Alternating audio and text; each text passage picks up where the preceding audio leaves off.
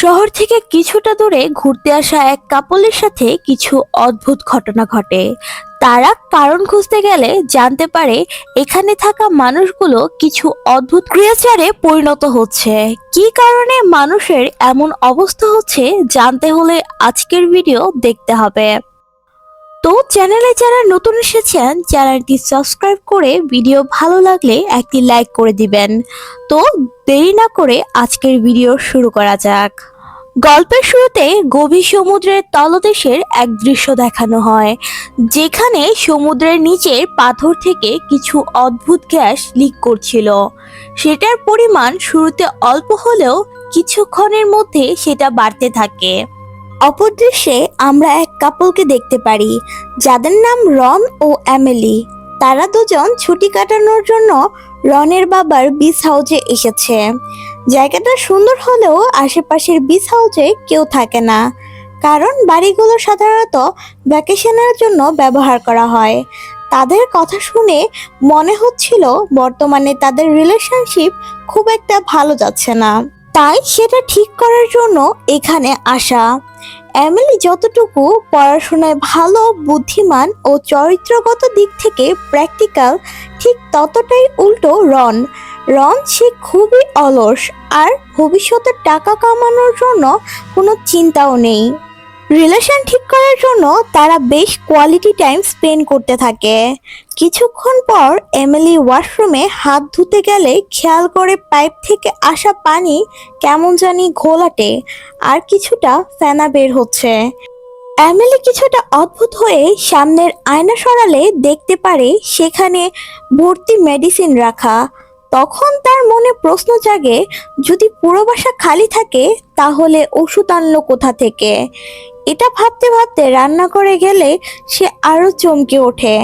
সেখানে থাকা বাসনপত্র দেখে বোঝা যাচ্ছে এখানে কেউ থাকে। তার উপরে অর্ধেক খাওয়া জুস ও ফ্রিজ ভরা খাবার, সবকিছুই সন্দেহজনক। ঠিক তখনই একজন মহিলা বাসায় প্রবেশ করে। এমিলি তাকে দেখে ঘরে এক কোণায় লুকিয়ে পড়ে।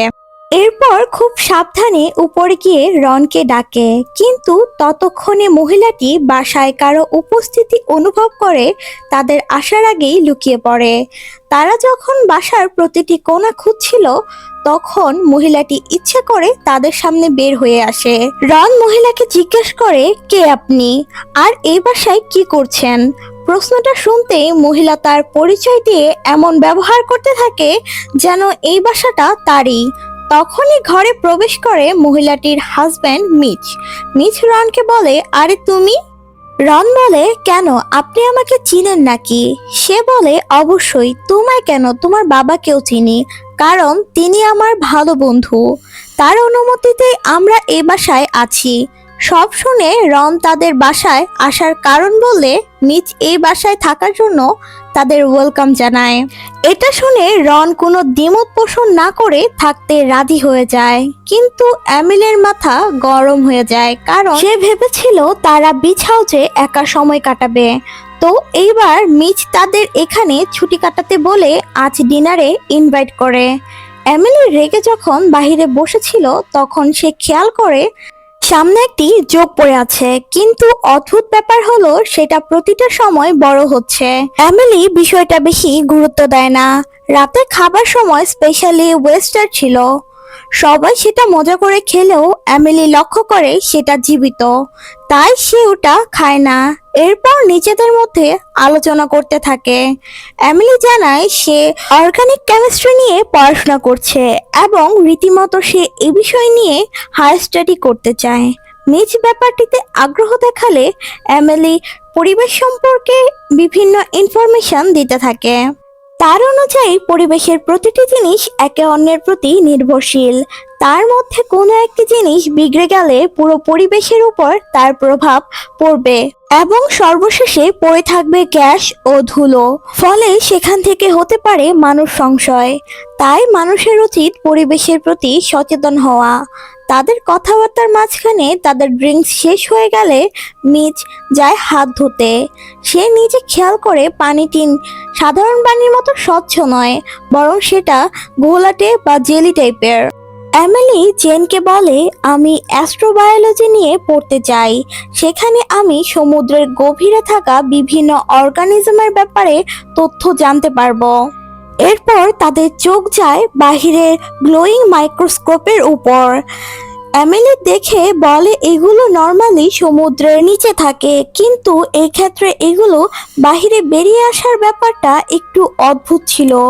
জেন এগুলো কাছ থেকে দেখার জন্য বাহিরে যায় এবং সমুদ্রের কাছে গাছে ঝুলে থাকা মাইক্রোপস গুলো টাচ করতেই সে কাশতে শুরু করে। তখনই তার মাথা ঘুরতে থাকলে সে অনুভব করে চারিদিকে কুয়াশা নামতে শুরু করেছে। এই কুয়াশা এমিলির নাক দিয়ে গেলে সে সেখানে অজ্ঞান হয়ে যায়। কিছু সময় পর তার জ্ঞান ফিরলে সে দেখে জ্যান অনবরত বমি করছে। এটা দেখে সে ঘুমোতে চলে যায়। পরের দিন সকালে এমিলি ঘুম থেকে উঠে লক্ষ্য করে জ্যান রান্নাঘরের জানালার সামনে বসে বাইরের দিকে তাকিয়ে আছে। এমিলি তার সামনে গেলে দেখতে পায় তার পুরো শরীরে র্যাশ বেরিয়েছে। তারপরে সে দেখে পুরো বাসার কোথাও মিচ নেই। ফলে রনকে নিয়ে তাকে খুঁজতে গেলে সমুদ্রের কাছে গেলেও সে কোথাও তাকে খুঁজে পায় না। তারা ভাবে মিচ হয়তো কোনো দরকারে কোথাও গিয়েছে। তাই তারা দুজন সমুদ্রের কাছে শুয়ে রোদ পোয়াতে থাকে। কিন্তু কিছুক্ষণ পরে রনের প্রচন্ড পেটে ব্যথা হতে থাকলে সে বাসায় ফিরে যায়। বাসায় এসে কল খুলে দেখে পানি কেমন যেন অদ্ভুত আকার নিচ্ছে। অন্যদিকে এমিলি যখন একা বসেছিল তখন কোথা থেকে যেন মিচ এসে তার পাশে বসে। তাকে দেখতে কেমন যেন অদ্ভুত লাগছিল। মিচ বলে, জ্যান অনেকদিন ধরে অসুস্থ। আমি বহুবার চেষ্টা করেছি তার চিকিৎসা করার, কিন্তু খুব একটা পরিবর্তন তার মধ্যে দেখছি না। এই বলে মিচ হঠাৎ সমুদ্রের দিকে যেতে থাকে। এমিলি ভাবে মিচ হয়তো সমুদ্রে গোসল করতে যাচ্ছে, কিন্তু একই মিচ সমুদ্রের অতল তলে নিজেকে ডুবিয়ে মেরে ফেলে। এমিলি তাকে বাঁচাতে গেলে হঠাৎ তার পা পড়ে একটি জেলিফিশের উপর। সাথে সাথে সেটা তার পা ইনফেক্ট করে দেয়। অদ্ভুত ব্যাপার হলো, ক্ষতস্থানে কেঁচুর মতো প্রাণী ঢুকে গিয়েছিল। সে কোনো রকম বাসায় ফিরে কাঁচি ও চিমটি দিয়ে কেঁচুটাকে টেনে বের করে। তারপর ক্ষতস্থানে ওষুধ লাগিয়ে দেয়। অদ্ভুত ব্যাপার হলো, জেলিফিশ থেকে কেঁচু কিভাবে হয়। কিছুক্ষণ পর এমিলি রনকে ভীষণ রকম অসুস্থ অবস্থায় উদ্ধার করে। আর তখনই দরজা দিয়ে প্রবেশ করে ইনফেক্টেড জেন। তার দাঁড়ানোর ক্ষমতাও ছিল না। সে এক প্রকার হামাগুড়ি দিয়ে এগিয়ে এসেছিল। তার চোখ পুরোপুরি সাদা হয়ে গিয়েছিল এবং মুখ থেকে অনবরত সাদা তরল বের হচ্ছিল। তারা জেনকে এই অবস্থায় রেখে দরজা লক করে ভয়ে বাসা থেকে বেরিয়ে যায়, কিন্তু জ্যান দরজা ভেঙে বাহিরে চলে আসে। এদিকে এরা গাড়ি করে পালানোর কোনো উপায় পায় না, কারণ রন গাড়ির চাবি সমুদ্রের কাছে ফেলে রেখে এসেছিল। ঠিক তখনই চারদিক থেকে আবার কুয়াশা নামতে শুরু করে। এমিলি লক্ষ্য করে একজন ইনফেক্টেড মানুষ হামাগুড়ি দিয়ে তাদের দিকে এগিয়ে আসছে। কুয়াশার মধ্যে এমিলি ঠিক মতো কিছুই দেখতে পায় না। তার মধ্যে রনের শরীর আরো খারাপ হয়ে যায়। ততক্ষণে চারদিকে অন্ধকার হয়ে আসলে ঠিক তখনই এমিলি কুয়াশার মধ্যে লাইট দেখতে পায়। লাইটের কাছে আসলে এমিলি দেখতে পারে একটি পুলিশের গাড়ি। সৌভাগ্যবশত তার ভিতরে পুলিশের একটি রেডিও ছিল। তার মাধ্যমে এমিলি অন্য কারোর সাথে যোগাযোগ করতে সক্ষম হয়। ফোনের অপর প্রান্তরে লোকটি এমিলিকে সতর্ক করে বলে, কুয়াশার মধ্যে না থেকে ঘরে ঢুকে নিজেকে লক করে নাও। তার কথা শুনে এমিলি রনকে নিয়ে পাশের একটি বাসায় ঢুকে পড়ে, কিন্তু ঘরে ঢুকতেই চমকে যায়, কারণ পুরো বাড়িতে পানি পড়েছিল এবং আগে থেকেই পানির ঘনত্ব একদম পরিবর্তন। এমিলি পরিস্থিতি জানার জন্য টিভি চালু করলে জানতে পারে পুরো শহরে রেড অ্যালার্ট জারি হয়েছে। নিউজ চ্যানেলের তথ্য অনুযায়ী পৃথিবীর তাপমাত্রা বৃদ্ধি পাওয়ার সাথে সমুদ্রের তলদেশের পাথর থেকে এক ধরনের অদ্ভুত ও অজানা মাইক্রোস্কোপ বেরিয়ে আসছে, যার ফলে চারিদিকে কুয়াশা সৃষ্টি হচ্ছে। এমিলি সিদ্ধান্ত নেয় আজ রাত এই বাসায় কাটিয়ে দিবে। রন বলে, আমার মনে হচ্ছে আমি মরতে চলেছি। এমিলি তাকে চিন্তা করতে বারণ করে তাকে শুয়ে বেসমেন্টের দিকে যায়, কারণ ঘরে অদ্ভুত কারো ছাপ লক্ষ্য করছে। অন্যদিকে রন সম্পূর্ণরূপে ইনফেক্টেড হয়। তার মুখ থেকে লালা বের হতে থাকে এবং তখনই তার মুখ দিয়ে লালার সাথে এক অদ্ভুত ধরনের প্রাণী বের হয়ে আসে। এরপর তার চোখ পুরোপুরি সাদা হয়ে যায়। এদিকে এমিলি বেসমেন্টের মধ্যে ড্রাইভিং স্যুট সহ একটি অক্সিজেন ট্যাঙ্ক খুঁজে পায়। আর তখনই তার নজর যায় পাশে পড়ে থাকা এক ইনফেক্টেড লোকের উপর। সেই ইনফেক্টেড লোক একজন মানুষকে খাচ্ছিল।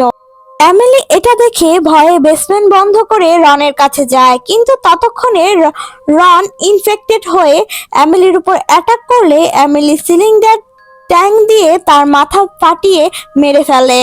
সে বাড়িতে গাড়ির চাবি খুঁজে মুখে অক্সিজেন মাস্ক লাগিয়ে গাড়িতে উঠে সেখান থেকে পালায়, কিন্তু ঘন কুয়াশার জন্য গাড়ি একটি গাছে ধাক্কা লাগলে সেখানে সে অজ্ঞান হয়ে যায়। কিছুক্ষণ পর জ্ঞান ফিরলে সে দেখে পিছনের সিটে সিলিন্ডার ট্যাঙ্কটি আটকে গিয়েছে, তাই সেটা সেখানে ফেলে বাহিরে আসলে কুয়াশার জন্য সে আবারও অজ্ঞান হারায়। পরের দিন সকালে এমিলি ঘুম ভাঙলে সমুদ্রের ধারে নিজেকে দেখে এবং সে এখন ইনফেক্টেড হয়ে তার চোখ সাদা হয়ে গিয়েছিল। সে বারবার নিজেকে বোঝাচ্ছিল সব ঠিক আছে, তার কিছু হয়নি। আর তখনই একটি ঢেউ এসে চোখের নিমিষে তাকে ভাসিয়ে নিয়ে যায়। এবং এই ঘটনার সাথে মুভি এখানেই এন্ডিং হয়।